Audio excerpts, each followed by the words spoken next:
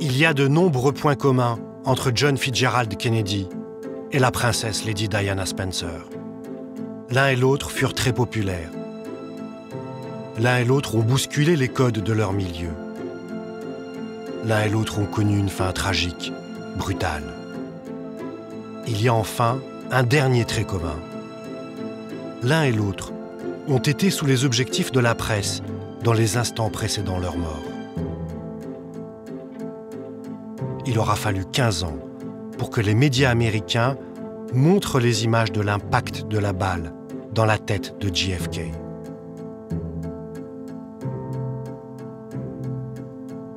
« 20 ans après la mort de la princesse Diana, aucun média n'a encore publié les photos d'elle, blessée, dans l'accident qui lui coûtera la vie. C'était dans la nuit du 30 au 31 août 1997, à Paris. Plusieurs photographes qui la suivaient de près ont pris la photo de Diana inconsciente dans la carcasse de la voiture. Cette photo, le public ne l'a jamais vue. Qu'est-elle devenue? Pourquoi personne n'a encore osé la publier?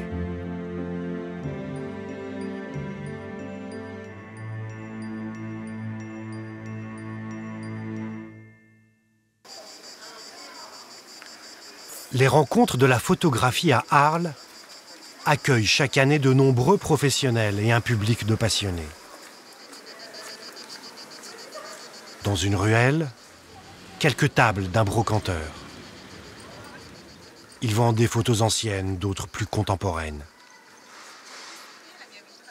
Personne ne le remarque. Laurent Sola a pourtant joué il y a 20 ans un rôle central dans l'affaire de la photo interdite. Il dirigeait à l'époque une agence de paparazzi. Il garde intact le souvenir de la nuit de l'accident. Précisément, c'est minuit 20, 30, enfin peu importe. Un coup de fil d'un des deux photographes de l'agence, en effet. Et il est mariole, il comprend très vite. Il me dit, c'est un drame, on va nous mettre en cause. Il a compris ça tout de suite, tu vois. C'est un vrai carton. Il y a eu un accident. Je dis, putain, mais tu fais de la radio, toi, ou t'es photographe. Donc tu poses ce téléphone, tu vas faire les photos que tu peux faire, et tu sors du tunnel. Vous vous arrachez tout de suite, quoi. Ça va devenir une scène... Donc, ce qu'il a fait, raccrocher, fait 10 photos, peu de photos. Imaginez cette atmosphère, les flashs, la voiture explosée, le klaxon, parce qu'il y a le klaxon qui est bloqué, qui hurle à l'intérieur des trucs. L'espèce de fumée âcre, là, et ça. Dans cette atmosphère qui est complètement glauque, il y a les flashs, les flashs, les flashs. Ma réaction quand j'ai appris que des paparazzis ont rôdé autour de la voiture comme des vautours autour d'une carcasse, j'ai été révulsé. On avait rendez-vous 500 mètres plus loin pour que je récupère les pellicules. Très vite, j'organise un labo chez un copain qui a une agence qui marche H24. Le copain, c'est Daniel Angeli, le pape des paparazzis. Il a photographié toutes les stars de la planète, de Brigitte Bardot à John Lennon, sans oublier évidemment la famille royale.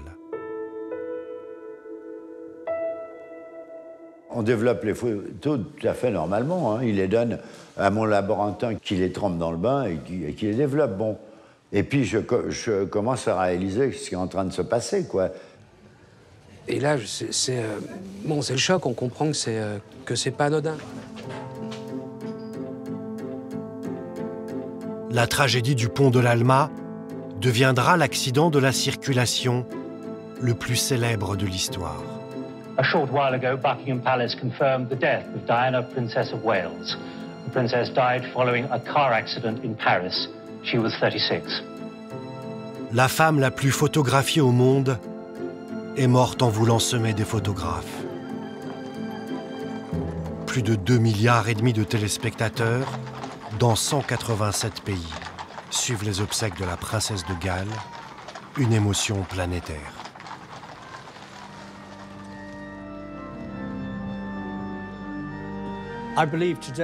Je crois qu'aujourd'hui, 20 ans après la mort de Diana, princesse de Galles, il y a encore des gens qui la pleurent. Il y a une génération qui dira « Diana qui ?»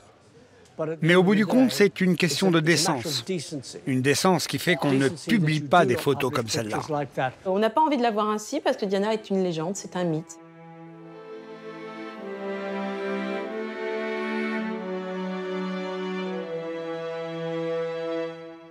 Ces photos-là sont le tabou suprême. Personne ne veut les publier. C'est-à-dire que même si on les publie, on sait très bien que les gens ne l'achèteront pas.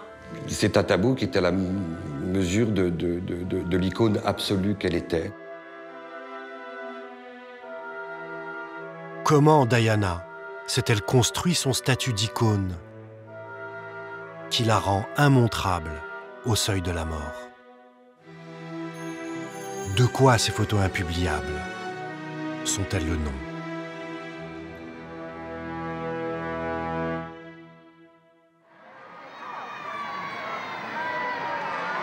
C'est le 29 juillet 1981, le jour de son mariage avec le prince Charles, que Diana Spencer apparaît sur la scène mondiale. Elle a à peine 20 ans. Dans la famille royale, tout est organisé, calibré, millimétré. Au service des Windsor, Dickie Arbiter va chaperonner la princesse pour ses premiers pas au sein de la monarchie. La firme, comme la surnomment ses détracteurs. La première fois que j'ai rencontré Lady Diana Spencer, c'était 3 jours avant qu'elle ne se marie. Je lui ai demandé « Êtes-vous inquiète pour la cérémonie ? Il y aura des dizaines de milliers de personnes dans la rue, des millions de gens qui vont regarder la télévision. » Et elle m'a dit « Eh bien, ce sera déstabilisant, mais ça va être excitant. »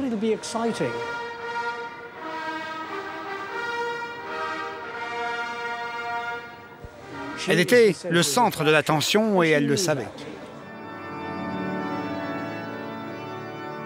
Et chaque Anglaise se reconnaît en elle. C'est-à-dire qu'à cette époque-là, toute Anglaise a envie d'épouser le prince Charles et elle a réussi.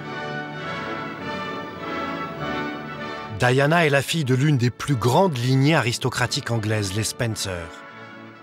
Elle a 10 ans de moins que le prince Charles. Le prince Charles est un être coincé, conservateur, fier de l'être, et qui n'a nulle envie d'épouser Diana, mais qui est contraint de le faire par sa mère, la reine Élisabeth II, et son père, et Diana, à sa manière, est parfaite. D'emblée, c'est pas encore l'icône, mais elle a un visage intéressant, elle a une allure intéressante. Un portraitiste est forcément séduit par cela, la façon simplement de regarder. Elle a un regard à elle. Les journaux commencent à sentir qu'elle a un énorme potentiel, que cette jeune fille va apporter un renouveau au niveau de la monarchie.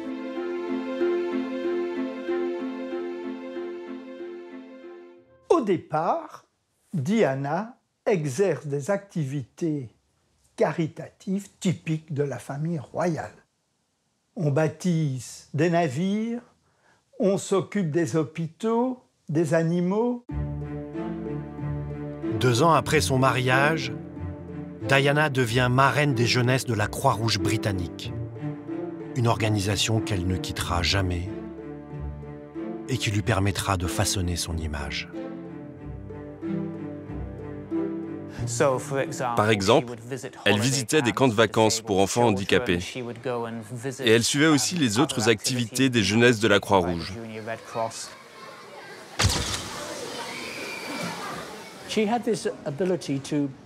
Elle avait cette capacité de mettre les gens à l'aise, de communiquer avec eux. Elle ne prenait pas les gens de haut. Elle mettait tout le monde au même niveau qu'elle. Quand elle vous parlait, on avait le sentiment d'être la personne la plus importante dans la pièce. Ce qui est une qualité merveilleuse et qu'elle a toujours eue. Diana n'a pas 30 ans. C'est le début de sa conquête de l'opinion. Elle ne s'arrêtera plus. Elle a très rapidement conscience de son image qu'elle cherche à contrôler.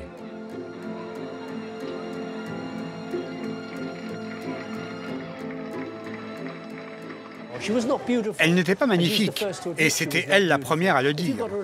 Si vous regardez sous un certain angle, son nez était un peu gros, donc elle s'assurait que les photographes se placent dans le bon axe. Son nez, il est adorable, son nez.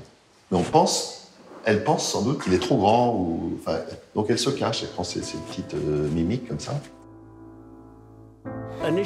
Au départ, j'ai eu l'impression que Diana était timide, parce qu'elle avait toujours été photographiée avec sa tête penchée vers le bas. Mais elle était loin d'être timide. Diana est une vraie princesse, comme dans les contes de fées. Elle affiche toutes les apparences du bonheur. Mais c'est une façade. En dépit du glamour, malgré cette étincelle dans ses yeux, on pouvait voir qu'il y avait quelque chose qui la préoccupait. Elle était triste. Elle allait au travail, elle vaquait à ses engagements, aux œuvres de charité, et elle mettait toute son énergie dans ce travail. À la fin, elle rentrait dans la voiture et elle s'effondrait, épuisée. Je l'ai vu, ça. Et quand elle rentrait chez elle, elle trouvait qui? Les serviteurs, les majordomes, les chefs, les policiers. C'est tout.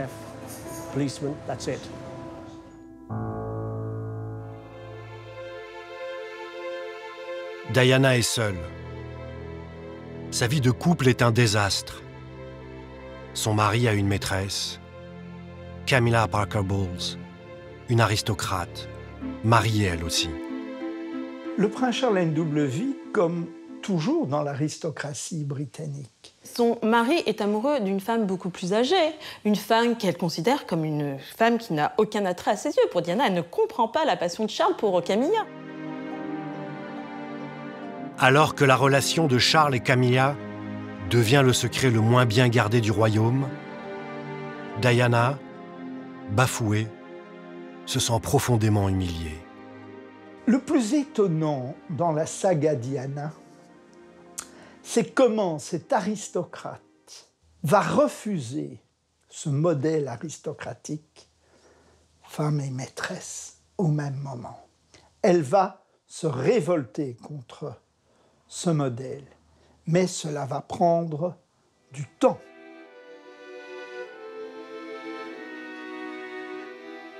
« 1992, le couple se sépare.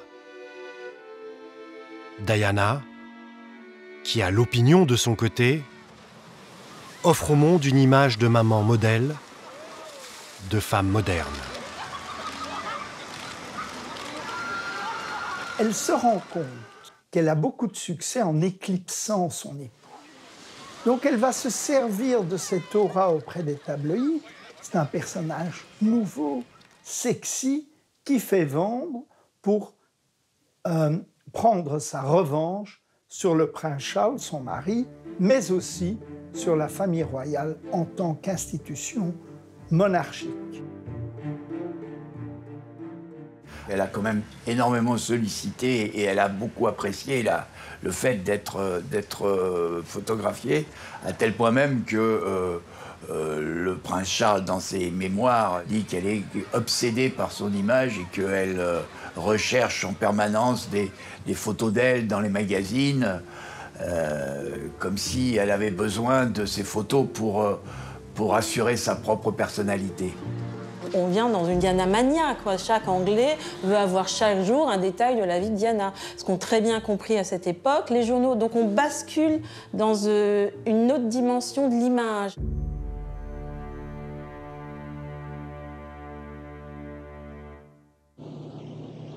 En 1992, les Balkans sont plongés dans le chaos.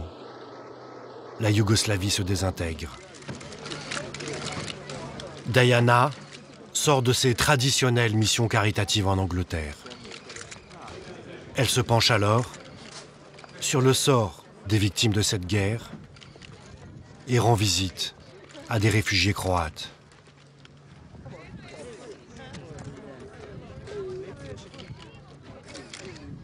Elle va découvrir l'humanitaire, elle va aussi découvrir l'importance du geste.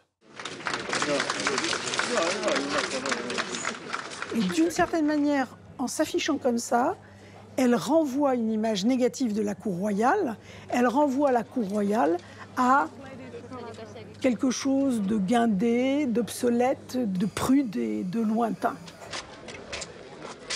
Au cours de cette visite, Diana reste très vigilante sur son image, guette la moindre caméra. À la fois, elle maîtrise complètement son image, sa posture, la place des caméras, etc. Et on peut parfaitement travailler la mise en scène et être dans la sincérité. Je pense que c'était son cas. Elle a toujours eu ce sentiment qu'elle était de trop, qu'elle n'avait pas sa place. Et parmi les plus démunis, les plus pauvres, les plus malheureux, elle a sa place. Plus elle s'engage auprès des damnés de la terre, plus elle s'élève. La légende de la princesse des cœurs est en marche. Elle ne s'arrêtera plus. Et Diana sera la première à oser braver des maladies terrifiantes comme le sida, répugnantes comme la lèpre.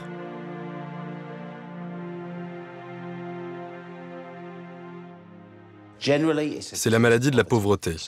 Partout où on trouve de la pauvreté, que ce soit en Afrique ou en Asie, il y a des lépreux. Il y a eu cette photo qui la montrait en train de tenir ce qu'il restait des mains d'un lépreux. Cette photo a brisé l'image de la lèpre comme aucune autre image auparavant. J'ai honte de moi. J'éprouvais un certain dégoût. Je me tenais loin des lépreux. Et puis un jour, j'ai vu Diana toucher des lépreux. Puis j'ai eu honte de ma réaction. Et je me suis demandé combien de gens sur Terre ont ressenti cette même honte que moi en voyant Diana surmonter ce dégoût. Baiser du lépreux, il y en aura eu deux, quoi. Il y aura eu le Christ et elle.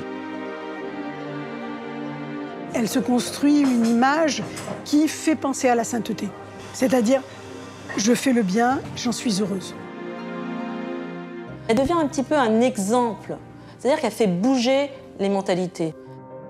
Diana aura davantage fait contre la lèpre que n'importe qui d'autre avant elle, et même après elle. J'ai calculé l'impact qu'a eu la princesse sur les dons que nous avons récoltés. Grâce à sa présence et à ses interventions, j'estime ce montant à plus d'1 million de livres. Durant cette période, elle va aussi se métamorphoser physiquement. Elle devient l'aristocrate la plus élégante, la plus respectée de la planète.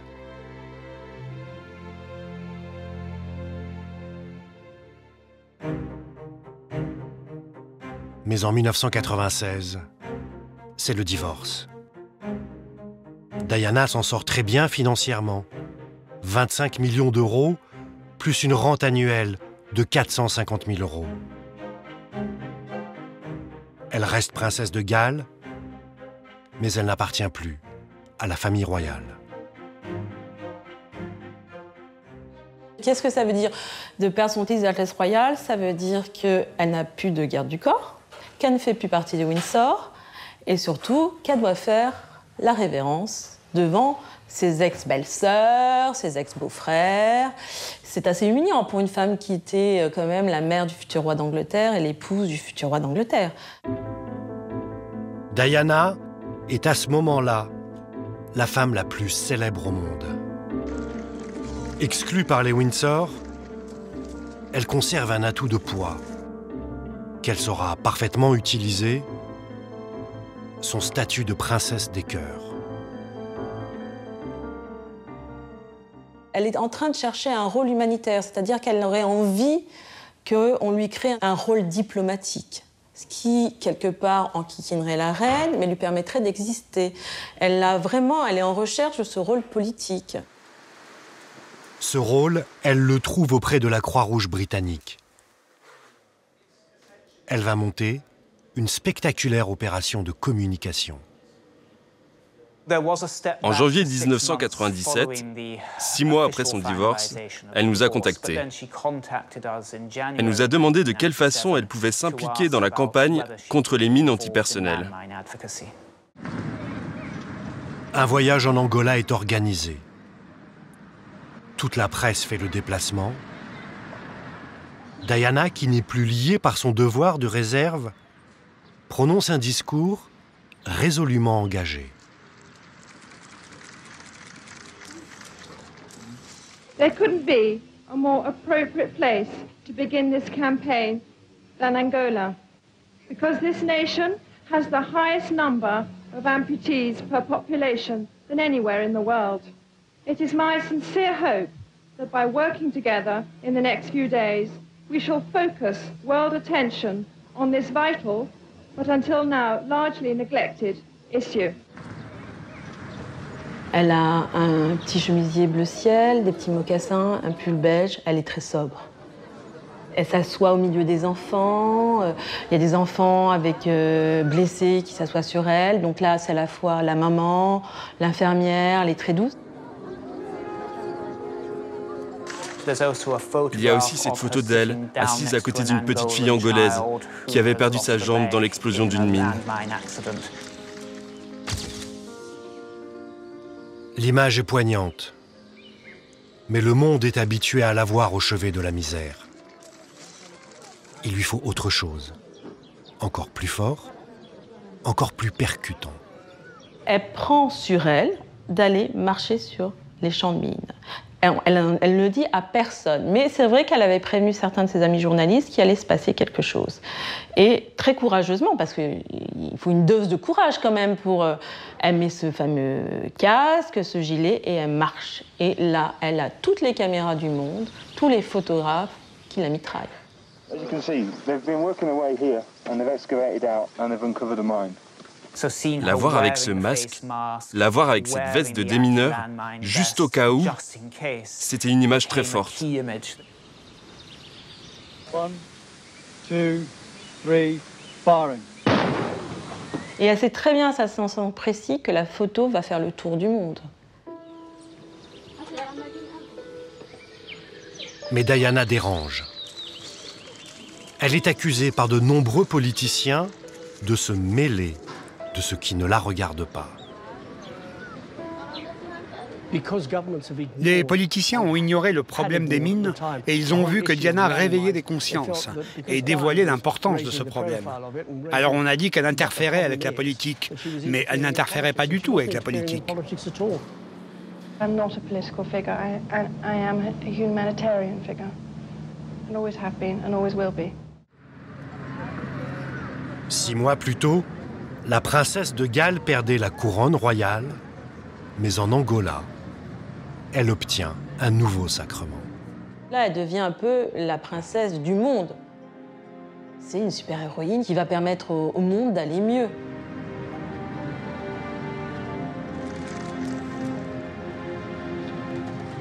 Son voyage en Angola contribuera à l'attribution du prix Nobel de la paix à la campagne internationale contre les mines antipersonnelles. Ce sera en décembre 1997. Mais elle ne sera plus là.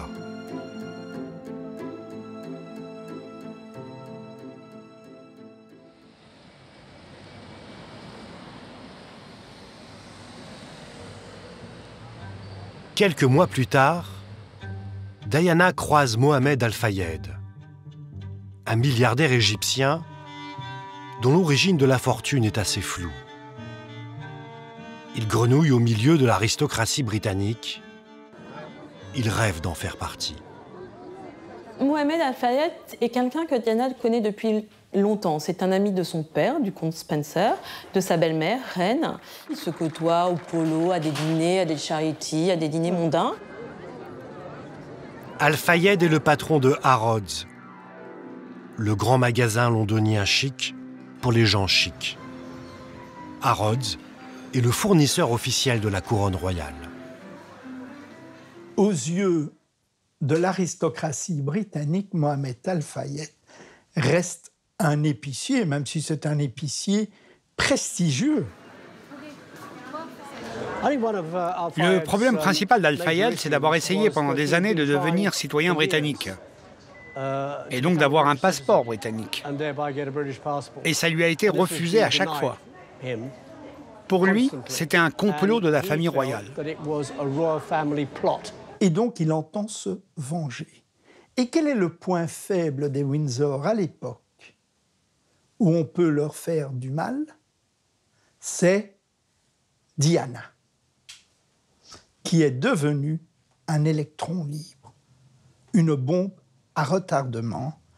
Fayette, qui est quelqu'un de très intuitif, a senti ce point faible. Al-Fayed invite alors la princesse et ses enfants dans sa luxueuse villa de Saint-Tropez. Le milliardaire ne lésine pas sur les moyens pour impressionner ses hôtes. Il a racheté ce spectaculaire yacht, le Jonicle, qu'il fait remettre à neuf.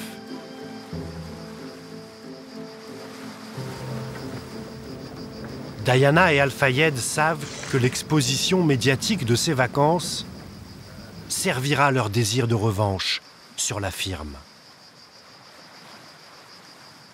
Ils ignorent qu'ils viennent d'enclencher le compte à rebours fatal.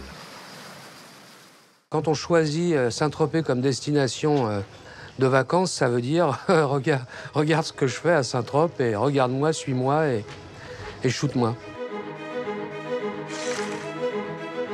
Et là, c'est en effet le défilé des maillots de bain, le jet ski, dans notre jargon. Elle dit qu'elle donne, elle nous donne, c'est-à-dire qu'elle veut assurer la couverture médiatique. C'est plutôt un peu elle qui vient nous chercher, parce que moi, au bout de 3 jours, les défilés sur le ponton, j'arrête, quoi. Les photos, on en a pu en vouloir.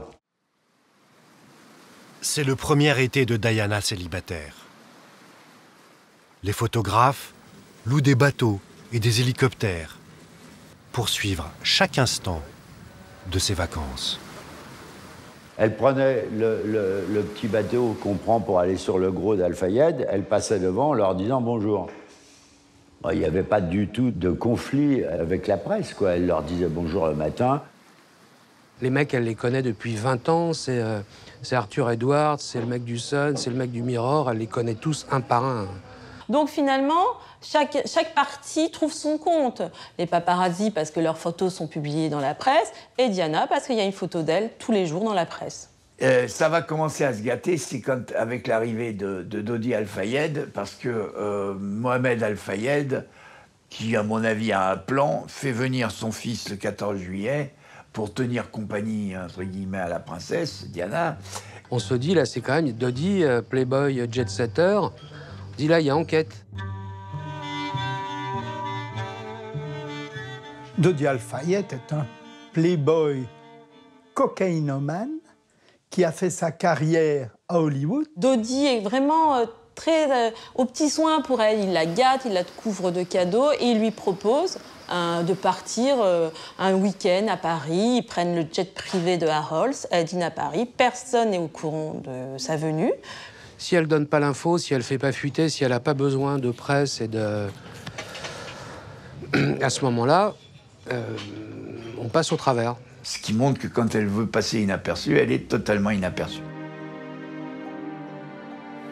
Mi-août, Diana retrouve Dodi pour une croisière en Méditerranée à bord du yacht le Jonicle.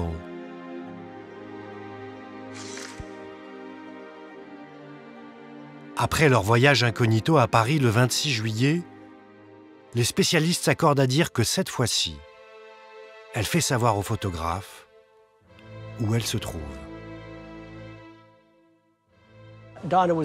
Diana était très forte. Et si elle voulait envoyer un message, elle prévenait un reporter ou un photographe et elle leur disait où elle était, ce qu'elle faisait.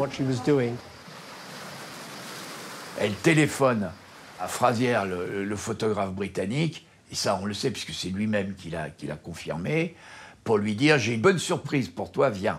Et donc lui, il n'est pas trop chaud, je ne sais pas pour quelle raison il n'y va pas, il envoie Brenna un de ses photographes. C'est un bon paparazzo italien qui a les dents dans le beefsteak, qui lâche rien. Et après, c'est du boulot. Il a son 800 qui est branché, 2 doubleurs, un trépied. Et là, qui fait la photo où elle est dans les bras et où elle embrasse Dodi.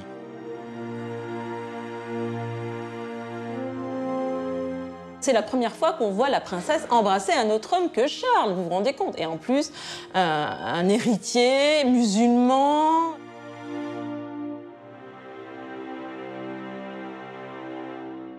L'intérêt, c'est la photo, c'est le scoop. C'est même le fait qu'elle ait du grain, même le fait qu'elle soit de mauvaise qualité, ça lui donne que de la valeur parce qu'effectivement, elle semble avoir été volée. Donc la photo fait le tour du monde et son coup, c'est un coup de maître, elle a réussi.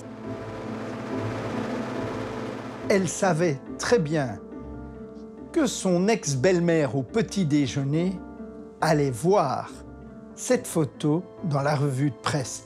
D'ailleurs, on m'a dit qu'à Balmoral, où la famille royale passe ses vacances, les conseillers chargés de la revue de presse ont enlevé la photo, mais c'est le prince Philippe qui l'a lui montré en disant « Regarde cette folle, ce qu'elle est en train de nous faire ». Avec cette photo, Diana a signé un pacte avec le diable. Elle a scellé son destin. Diana m'a dit une fois qu'elle se sentait hantée et chassée par la presse. Mais on ne peut pas avoir le beurre et l'argent du beurre. On ne peut pas d'un côté laisser la presse entrer dans votre vie, puis après l'arrêter quand vous n'en voulez plus. Une fois que vous lui ouvrez la porte, elle pense que vous lui appartenez. Donc là, la traque va prendre une autre dimension. C'est-à-dire que cette traque qu'elle maîtrisait jusqu'à présent lui échappe. Tous les photographes sont à l'affût. À la fin de la croisière, Diana doit rentrer à Londres. Mais le couple fera escale à Paris. Ce sera le dernier jour de Diana et Dodi. Paris, 30 août, j'ai eu l'heure et le lieu d'arrivée. Donc, il y a deux photographes de l'agence qui sont au Bourget, qui finissent par savoir où le lyre va se poser, qui repèrent la voiture et le chauffeur qui est déjà là. Déjà, ce qui est quand même bizarre, c'est que tous les paparazzis français étaient au courant. Et toutes les agences de presse, pas uniquement les agences de paparazzi, vous voyez, il y avait SIPA, il y avait Sigma, il y avait Gamma, il y avait tout le monde. Les mecs sont en place, descendent de l'avion. Effectivement, on sent une petite tension. Les photographes qui ont l'habitude de la prendre en photo et de décrypter ses photos voient qu'elle se mord les lèvres, elle est en retrait, elle est fatiguée. Elle est fatiguée et surtout, elle n'a pas du tout envie d'être à Paris. Et donc, Dodi Al-Fayed commet une erreur fondamentale, c'est de ne pas prévenir les autorités françaises qui auraient assuré un minimum de services d'ordre, et notamment de garde du corps et de policiers. Et donc, il s'occupe de tout. Et elle suit le mouvement sans trop savoir ce qui se passe.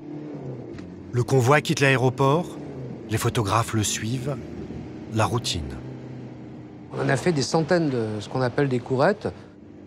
Bon, là, c'est un peu tendu, elle fait la gueule dans la voiture, elle fait la gueule, mais bon. 16h35, le couple arrive au Ritz, un palace parisien qui appartient au père de Dodi. L'hôtel est truffé de caméras de surveillance. Elles livreront aux enquêteurs de précieux renseignements sur les allées et venues du couple. 18h59, départ du Ritz pour se rendre près des Champs-Élysées dans l'hôtel particulier des Al-Fayed. Le garde du corps, Trevor Rhys-Jones, racontera qu'il y a eu un accrochage avec les paparazzis. Le couple se change et repart dîner dans un restaurant discret. Bizarrement, et de façon incompréhensible, Dodi Al-Fayed change le plan et décide de retourner au Ritz. Mais il ne le dit à personne. C'est-à-dire que Dodi perd totalement le contrôle dans cette journée. C'est qu'il est dépassé lui aussi. Même le Trevor Rhys-Jones ne sait pas ce qui se passe. Et surtout, il voit ce jour-là qu'il y a un truc qui ne va pas. Le problème, c'est qu'il est le seul à avoir cette réflexion. Et puis ce jour-là, ce qu'il est dit, c'est que Dodi l'écoute pas trop.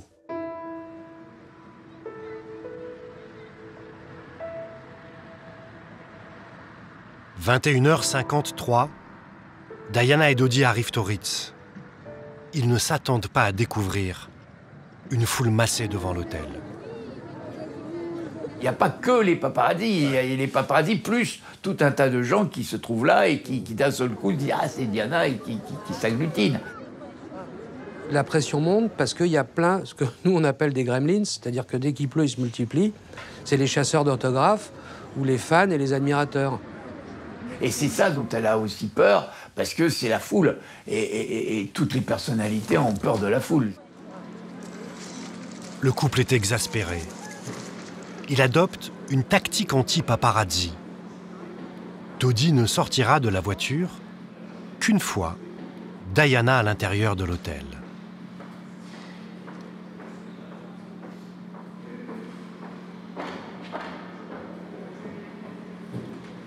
Ils savent très bien qu'en sortant un par un, les photos n'ont aucune valeur. Puisque les paparazzis cherchent la photo des deux ensemble, de Dodi enlaçant Diana, et ils n'ont pas ce cliché. Donc elle décide de ne pas donner aux paparazzis ce qu'ils viennent chercher. Elle en a assez. Ils rejoignent le restaurant de l'hôtel.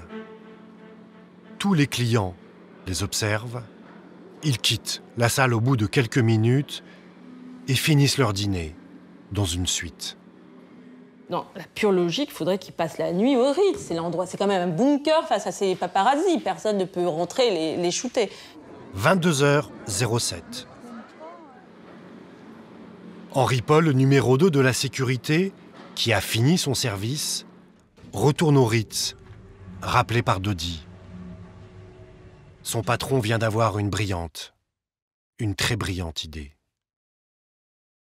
Dodi décide, on ne sait pas pourquoi et on ne sait pas comment, qu'il ne va pas prendre les voitures qui sont en bas devant le Ritz, mais que très intelligemment, il va prendre une voiture derrière et partir en douce. Sauf que c'est totalement stupide et ne pas connaître le professionnalisme des paparazzis. C'est-à-dire qu'ils connaissent très bien cette porte dérobée. Le leur, effectivement, ne fonctionne pas. Il est tellement évident qu'ils sont déjà là à attendre la princesse. Minuit 11. Le couple s'apprête à sortir par l'arrière de l'hôtel. Les caméras de surveillance enregistrent l'image que tous les paparazzis rêvent de faire. Dodi enlaçant Diana. Cette image, elle est bonne parce qu'elle est à leur insu. Ils se lâchent, ils sont enlacés, amoureux, c'est mignon comme tout. Et il y a juste un geste extrêmement chaste. Un corps qui touche l'autre, un bras qui touche un corps, c'est tout. Cette image, qui est très touchante, je suis heureuse que ce soit une machine qui l'ait prise, sans volonté délibérée, et non pas quelqu'un qui aurait été payé des centaines et des milliers d'euros pour prendre ce geste-là.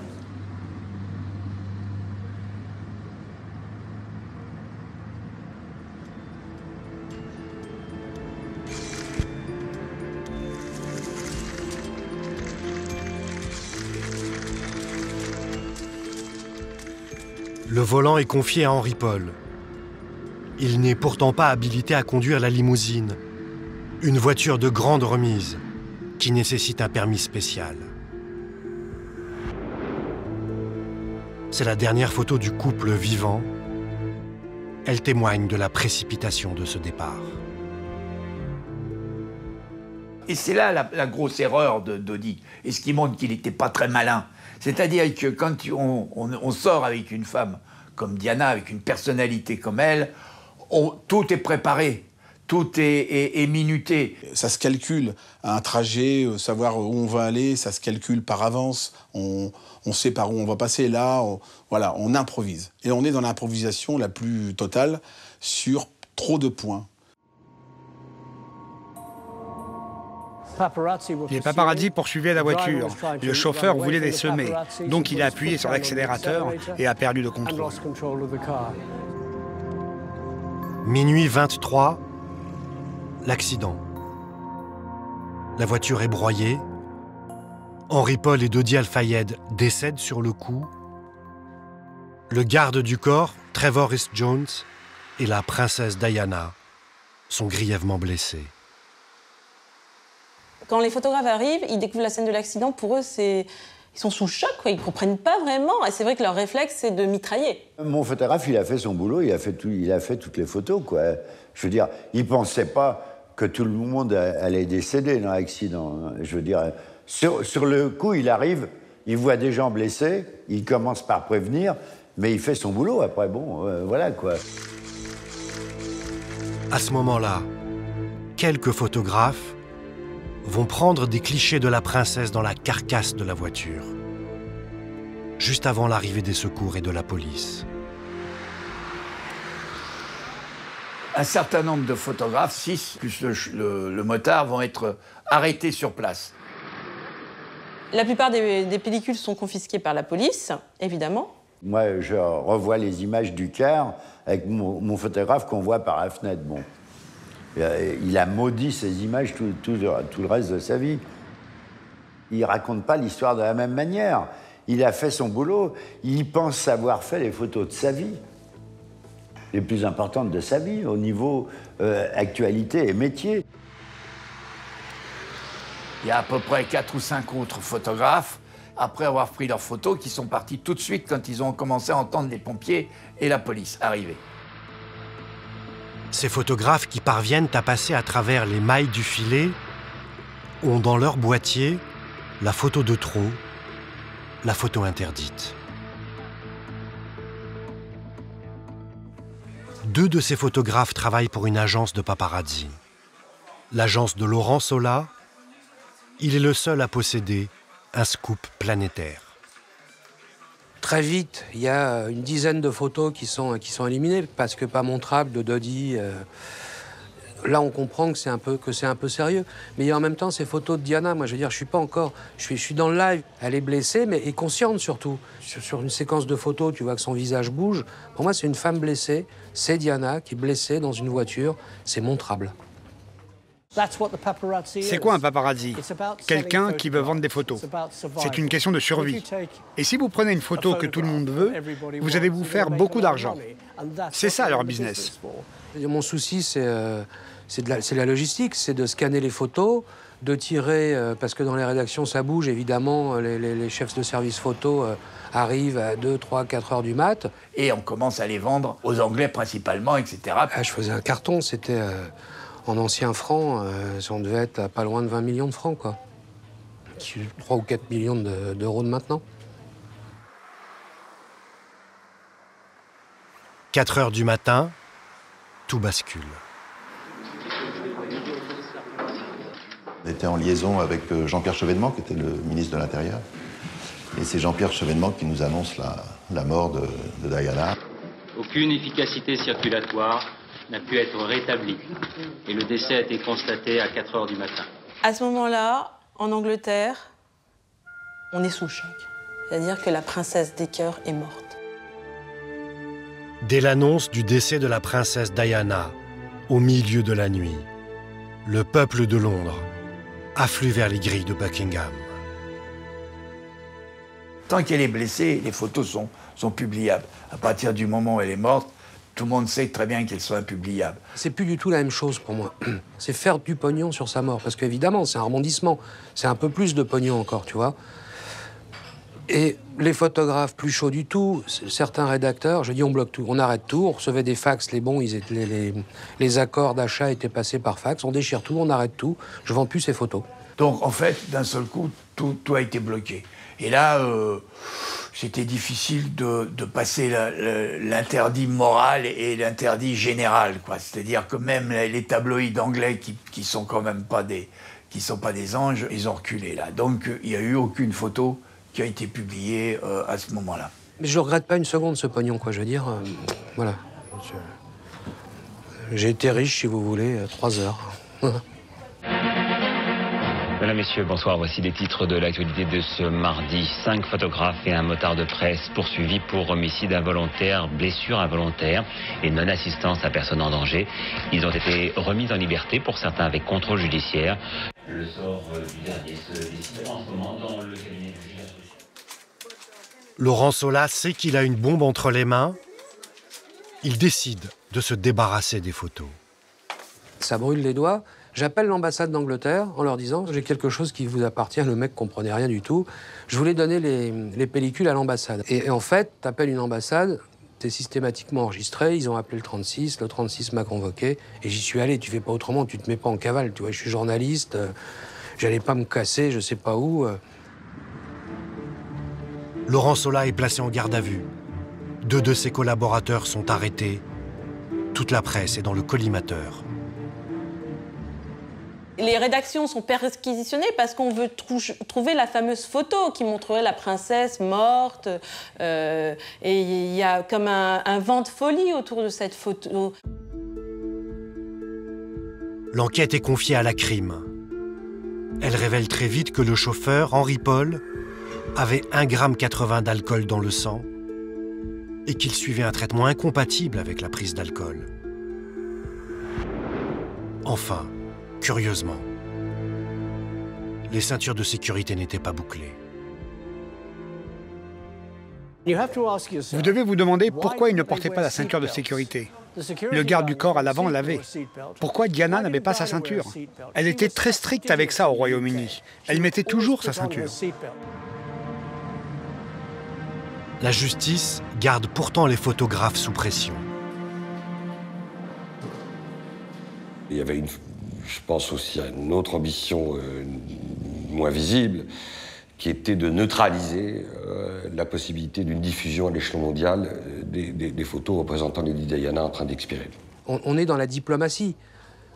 Et là, les politiques français, les gens en place, commencent un peu à se pisser dessus en se disant il faut pas d'abord que les images sortent, il faut savoir ce qui s'est passé. Et effectivement, il y a un cirque énorme autour de nous. Plus l'émotion est grande, plus les gens sont bouleversés et plus, de façon très irrationnelle, il y a besoin de coupables. Il y a une volonté de mettre les paparazzis au pas et la presse au pas. Et on devient, c'est écrit sous le tunnel, paparazzi, assassin, on est les tueurs de princesses. Et c'est vraiment pour moi le début de la fin de ce métier, le déclin. Pour moi, en tout cas, mon métier a changé. Ça a été un virage à angle droit pour tout le monde, c'est sûr. En 1999, la justice rend sa décision. Non-lieu pour les photographes, mais leur comportement est sévèrement critiqué. L'accident est intervenu dans un contexte auquel ils n'étaient pas étrangers. Et si ce comportement les renvoie, comme pour ceux pour lesquels ils agissent, aux conditions morales et déontologiques de leur activité, il ne constitue pas une infraction pénale. Toute la presse fait son mea culpa. Plus jamais ça.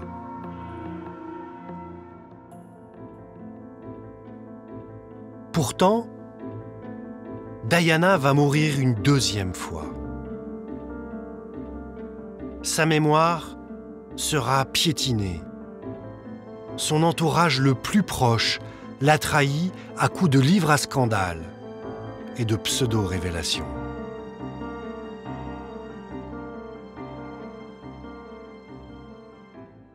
Et c'est là qu'il y a eu cette série de valets et de femmes de chambre et d'amants de seconde catégorie et de soi-disant conseillers de l'ombre qui vendent leurs souvenirs de Diana en espèces trébuchantes.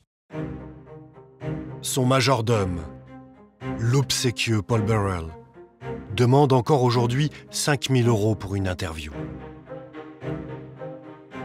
Le major Hewitt, son ancien amant, a vendu à la presse les lettres que Diana lui écrivait. Son garde du corps, flic à Scotland Yard, assermenté, a livré des informations sur son intimité. Un déballage obscène. Mais la photo interdite, elle, reste impubliable. Est-ce que l'image est plus forte? Oui, forcément. Parce que l'image fait jouer le fantasme.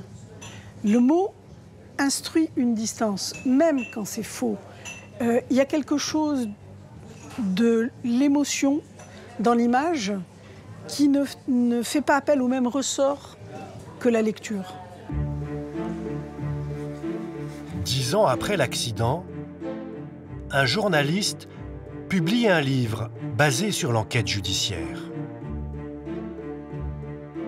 Il reproduit habilement quelques pièces du dossier, dont une photocopie de la photo interdite saisie par la police. Ce journaliste est le premier à braver le tabou, mais en prenant 1000 précautions et en s'abritant derrière l'enquête officielle. C'est Jean-Michel Karadec.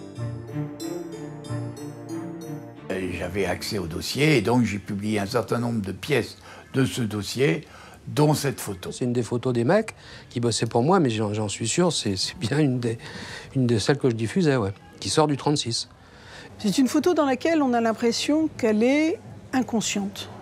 C'est une femme inconsciente. Au second plan, au premier plan, on voit un secouriste ou un médecin, je ne sais pas, qui s'occupe d'elle. Je n'ai pas vu de traces de sang dans la reproduction qui m'a été montrée, pas de traces de douleur, simplement un corps inconscient. On dirait qu'elle dort, mais c'est pour ça d'ailleurs que moi, on a pu la publier, parce que si ça avait été une photo trash, on ne l'aurait pas publiée. Celle-là, elle n'est pas trash. La publication de cette photocopie de la photo interdite ne passe pas inaperçue. Le magazine italien Qui la reproduit en une. Les tabloïds britanniques font semblant de s'indigner tout en la publiant. Ces photos ont été reprises par l'ensemble de la presse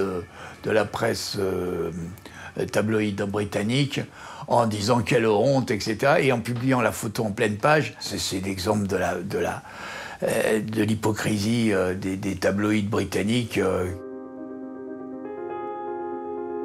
Cela fait 10 ans qu'une photocopie de mauvaise qualité, en noir et blanc, a été publiée. Personne à ce jour n'a diffusé la photo originale en couleur. 20 ans après, l'émotion est toujours intacte, le mythe encore vivant.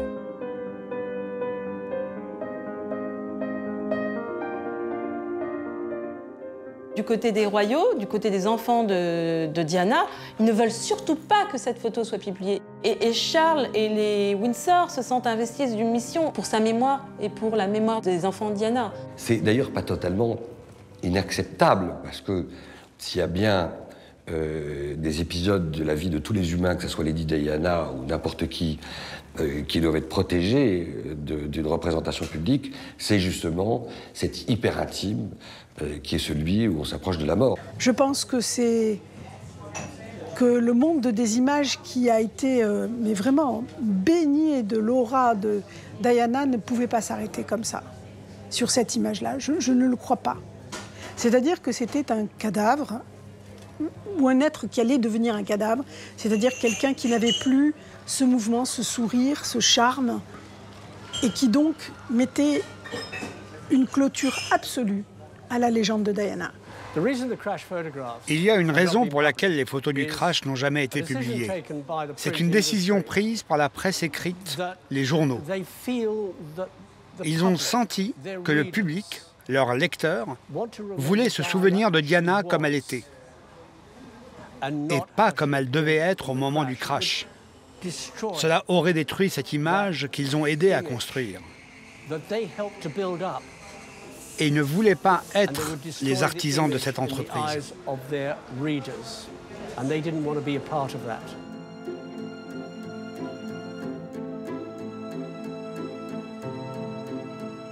Mais une photo, c'est toujours publié. Ça n'existe pas, une photo. Il faudrait détruire les images. Ce sera avec une vision historique de la chose, pas dans une vision d'information. 20 ans après avoir été prise, la publication de la photo interdite n'est certainement plus qu'une question de temps. Elle peut surgir à tout moment.